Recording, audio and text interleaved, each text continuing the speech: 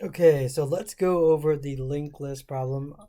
Hopefully I can get you to start the problem. I'm not going to necessarily cover everything, but to hopefully give those of you who are struggling a little bit of a head start in implementing the solution for this.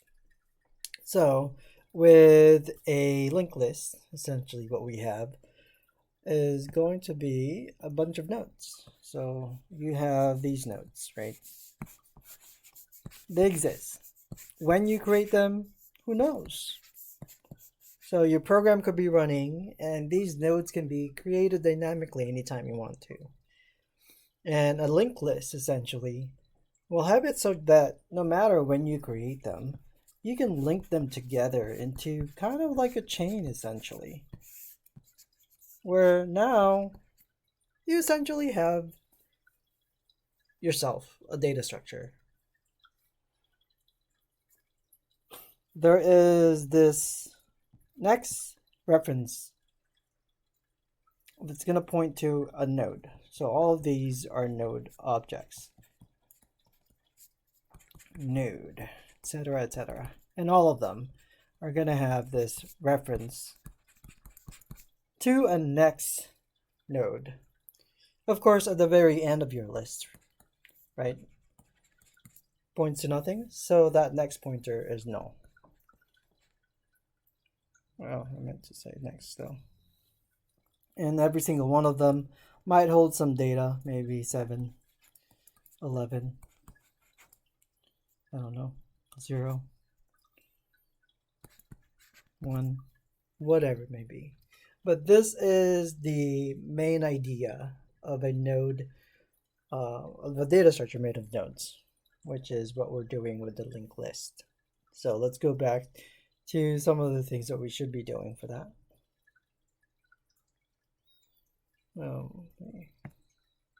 Okay.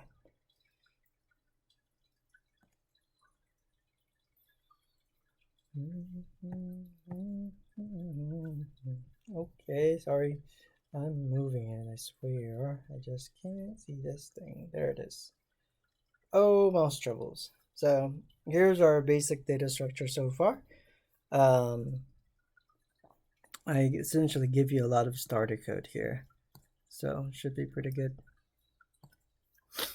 We still have a class. This time around, technically it's, we don't have the generic class setup up here, unlike the very first thing that we did together, which is your stack. That's because the node itself is actually going to be a generic class. So if we take a look at over there, this one is templated, right?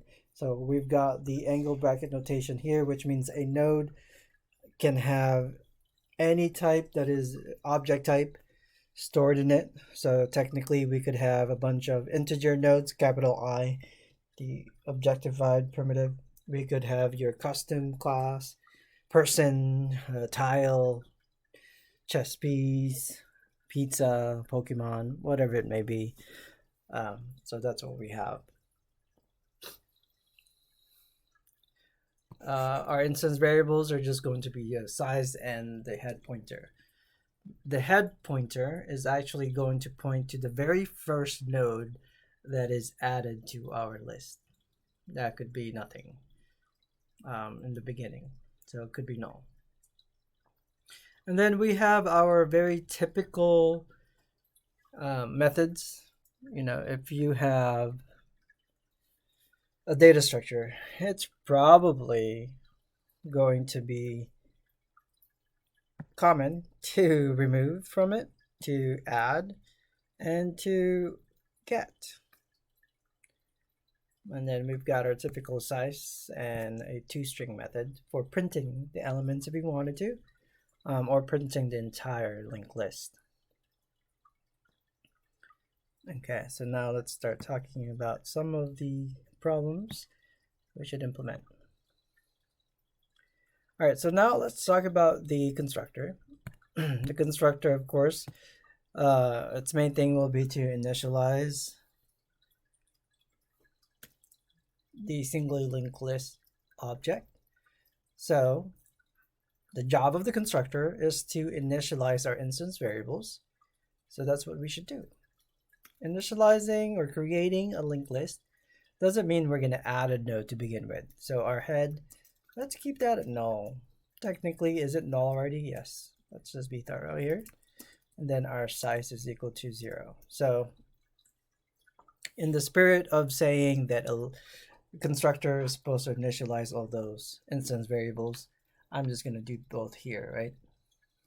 So init instance variables, and then we can move on to our next thing. The getter is done for you because, you know, getters, no explanation required. Let's talk about this later because that's going to be a little bit fun. But let's go with perhaps add first. So we're going to take this. I'm just going to move it up here. If I can. Forgot I disabled copy paste, didn't I? Because I'm such a fun person. Just kidding. I think I disabled that feature for this one, so you should be able to copy paste. All right, let's talk about adding a node, which is a lot more involved than you think, actually. So we may have to start drawing that out. Although it may not be as involved as the other stuff, which is fine. So we're going to go back to our drawing here so we can kind of visualize what we're trying to do. Let's pick a new color and let's go. Okay, so if we can just pretend that this entire thing here is your linked list, there are no nodes. So when you add to your linked list, there is going to be, though, this idea of a head reference that's going to point to a starting one. And if there is no starting one, that head reference is actually null. So we somehow need to set that up the very first time we add a node to our linked list. After that, though, let's now assume that we have, let's say we do have one that has a node. So now let's pretend, okay, well, maybe there is a node and that node is a 1 here. The idea of adding to a linked list is really going to the very end, and somehow, rather than it pointing to null, we want it to not point. We want this, right? This guy to reference the new node that we're trying to add. So at this point, we're adding to the end of our list. We're not adding at a specific index. And so it's kind of a simplified version of add. Whereas in a linked list, you know, you could add at the end, you could add an index. Right now, all we're doing is we're implementing an add where it always adds it to the end of our list. So let's go back. So I mentioned earlier that, well, if our size is 0, that means that the head is actually should be pointing to null. And so that's all we're going to do. Whatever node that we are trying to add, we're going to have the head be that node. So if head is null, head is equal to n size plus plus. The other thing here, well, if we're increasing the size no matter what, we could just do this at the end as well. So that I can save myself one line of code, we can just say, well, we'll just add that at the end because we know we're going to increment it. Okay, so that's what we have so far. If this is the first element that we're adding, it's going to go here. Okay, but what if it is not? So, not empty. If it's not empty, this is where we're going to walk until it is empty. So let's see how we do that. So for this one, we're not even going to do it recursively. We're just going to use a loop for now. And then maybe we can do it recursively if there's time in the recording to do that. Because there may not be.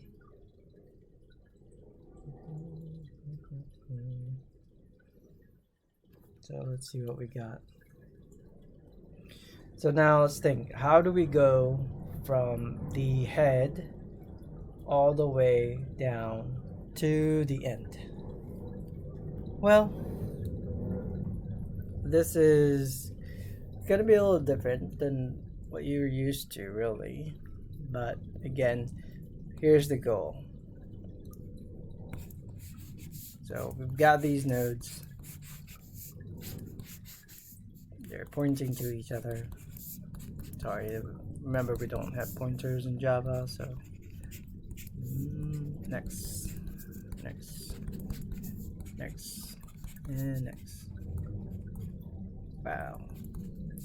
And then of course we've got the head here.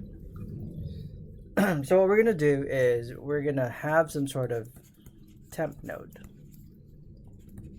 And we're gonna initially set that to be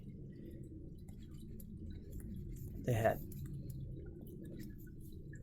So essentially we're gonna have cur here somewhere, just chilling and relaxing, and it's gonna be referencing the same node that head is referencing. And what we're gonna do is we're gonna query that and say, hey, if your next node is not null, I want you to go to that node. So the way we do that would be while cur.next is not null.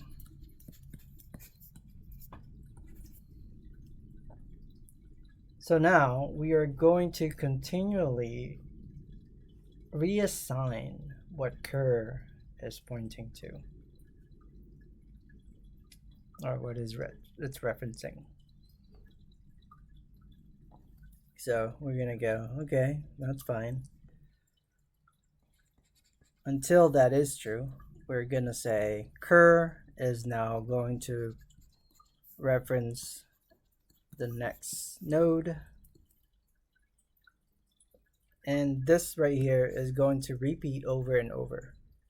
So let's see what it looks like graphically though. Right, so initially cur is pointing here, and the while loop is gonna say, hey, is your next reference a node?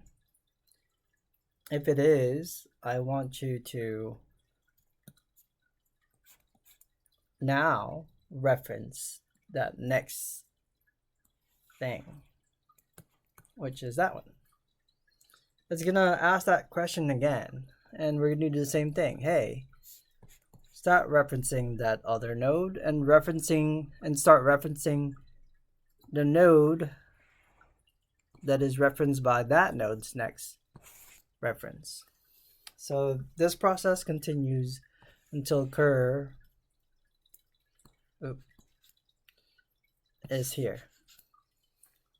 Once cur is referencing the same node that is the very last node in our linked list, we have this setup where the next node of that node is null. At that point, we've reached the end. And now all we have to do is assign that node's next, right? So instead of it now pointing to null, we're gonna make it point to whatever node we're trying to add.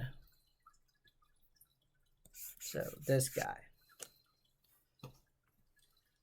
So at the very end, we're gonna do a cur.next is equal to new node. And then of course we already have it such that we are increasing the size. So we know that's going to be all set. I just realized that is slightly off the page, and you know, that's okay. Guess I should probably move it though. So just very quickly. Oh, no, don't do it. Never mind. I messed everything up, which is awesome. I'll just move it in OBS, you know? That's what I meant. But so the very last thing, we're now going to say cur.next is equal to the new node that we're adding. Let me scroll this back down. Okay, so now let's kind of do that in here. And let me hide all of my work. Okay, so now we're going to do what we just wrote by hand. Node cur is equal to the head.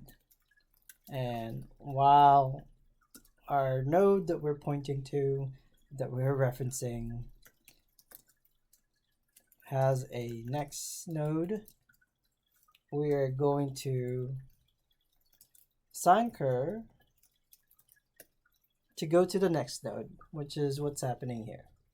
So instead of referencing the old node, we are going to reference the one to the right, assuming we're going left to right.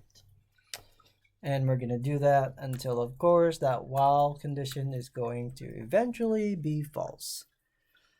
And so the question is there ever a case when maybe that's not the case? Can this run forever? Well, assuming you don't have a circular linked list, this should always be okay, right? So here's a circular linked list. Let's say that for some reason, some node was weirdly set up so that it points to another node. So here's the issue. You've got one of the nodes pointing to another node within the linked list, in which case, once you get to that node, if you try to reference the node pointed to by the next reference, well, guess what? You never hit null, right? So you've got a circular list. But that's not what we're working with here. That is one of the other problems, though, that you can work on later. All right, so we're going to stay in that while loop, and eventually that while loop will end. And now we can set up that to be n. And that sets it up. So that's going to be the main setup for the linked list. I do think that as long as you can wrap your head around the add method, that should be a good start in working with remove and toString. So there's this idea that we really haven't seen before of walking through, right? So walking through the node with this while loop. So yeah, hopefully that helps a little bit if you were a little stuck. Thanks.